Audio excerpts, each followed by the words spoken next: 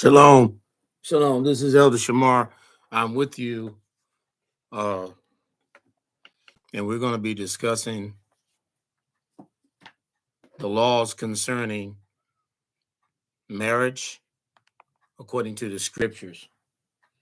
There are actually laws that govern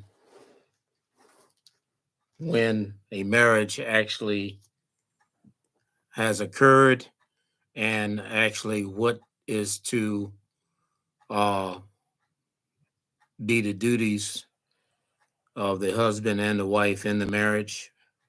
And this is a Yah ordained marriage. This is a marriage that is under the authority of Yah, the Father, and Yeshua. Okay. Um, the scriptures, both in the Tanakh and also in the New Covenant, deal with laws governing marriage. Now, I've posted 1 Corinthians 7. We can start there. And if I started in the Tanakh or the Torah, some would say, well, we're not under that. But what we all have to remember is that what is called the gospel that Yeshua came preaching and teaching, and what is in the Torah are the same concerning the marriage laws, except for one. Except for one. Okay. And also keep in mind that a person is not actually under the new covenant unless they are following the royal, moral, marriage, and dietary laws. They're not actually under. I know that may come as a shock to many, but they are not under the laws. They're not operating under the new covenant because the new covenant should really be called the renewed Torah or the renewed living way Torah covenant. That should be that really is the actual name. Okay, should be, because then if you look at Hebrews 8 through 10, okay, if you look at Hebrews 8 through 10, and you look at Hebrews 10:16 and other scriptures like Romans 2:13, you will discover that those that converted from, I'll just use the word Judaism or the traditions of the elders, what you will discover is they were still required to obey the laws of Torah, except now they have a new high priest who is Yeshua. They have the help of the Holy Spirit, and the two of the oblations have been dropped. That would be animal sacrifices are no longer required of those that were converting to faith from Judaism to following Yeshua. And also the ceremonial observances were not or are not required. Okay. But righteousness to the truth is still required by those that claim to be under the new covenant. Now, this may come as a surprise to many. That's quite natural because the people that brought us here to America on slave ships, they did not know or they did not recognize the Torah themselves. They did not. All right. So just keep that in mind. So quite naturally, they would not teach us that we are supposed to observe the Torah if they themselves did not understand or comprehend what the renewed Torah covenant actually requires. All right. So this is like an introduction to this comprehensive lesson on Yah ordained marriage, or we could say a holy matrimony. Okay.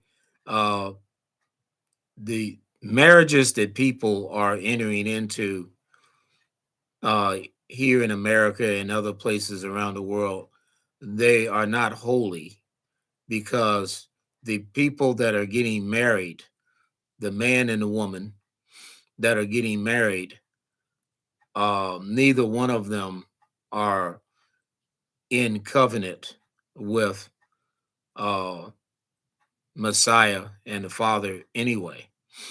So there's no way they can. How can someone that is not in covenant with the Father, how and the Son, how can they be? How can they be walking in a holy matrimony? And the answer is they cannot. Okay. Now, granted, there are a lot of people that will not uh, receive what is being said here. I get that. You know, there's a lot of people will not receive what is being said, but nonetheless, uh, this is truth that is being spoken of right here. This is truth. All right.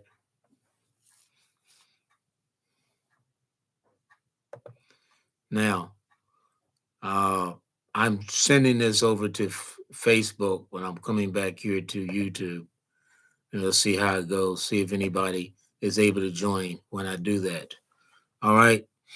So as I said, this is an introduction to this lesson, a comprehensive lesson concerning marriage. I'm talking about Yah ordained marriage or holy matrimony. I'm not talking about what we would call a secular marriage. Okay. And I would encourage you uh, next time I come before you, have some questions.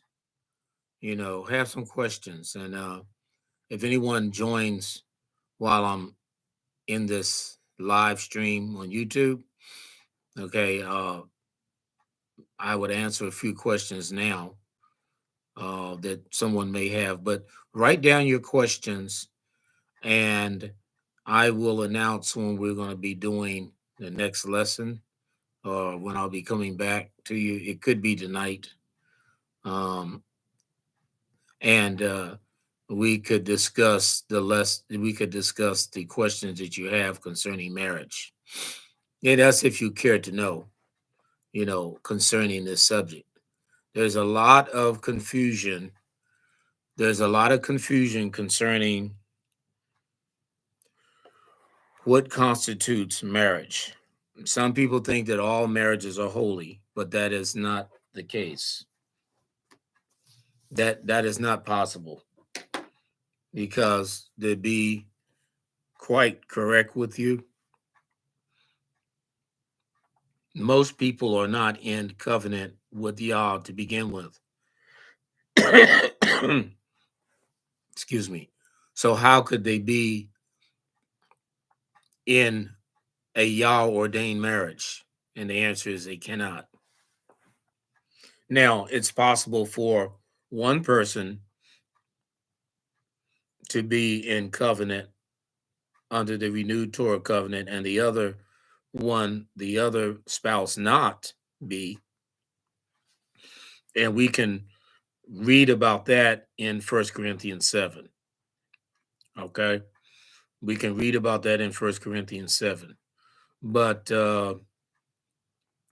just know that a secular marriage and a holy marriage or a Yah ordained marriage is not the same. Just because two people get married before justice of the peace or a uh, what they would call a pastor or something does not make that marriage holy. Okay, it takes three people to make a Yah or to have a Yah ordained marriage. It takes Yah.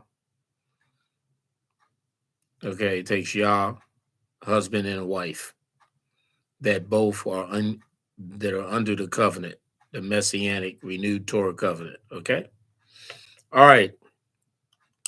So having said all that, I'm going to conclude, and we'll be back. We'll be back. Please have your questions ready. Shalom.